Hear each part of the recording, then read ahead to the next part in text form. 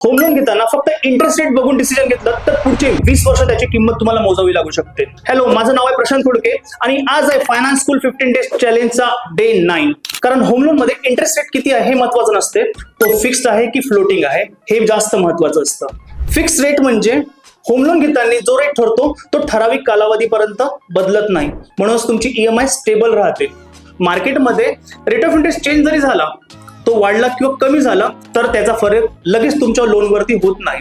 आणि दुसरीकडे जर आपण फ्लोटिंगचा विचार केला तर हा रेट मार्केट किंवा आरबीआयच्या बेंचमार्क सोबत बदलू शकतो. जर रेट वाढला तर त्याचा परिणाम तुमच्या ईएमआय वर किंवा लोन टेन्युअरवरती होऊ शकते आणि रेट जर कमी झाला तरी त्याचा परिणाम तुमच्या रेटवरती किंवा तुमच्या ईएमआय वरती होऊ शकते. म्हणूनच फिक्स म्हणजे स्टॅबिलिटी आणि फ्लोटिंग म्हणजे फ्लेक्झिबिलिटी.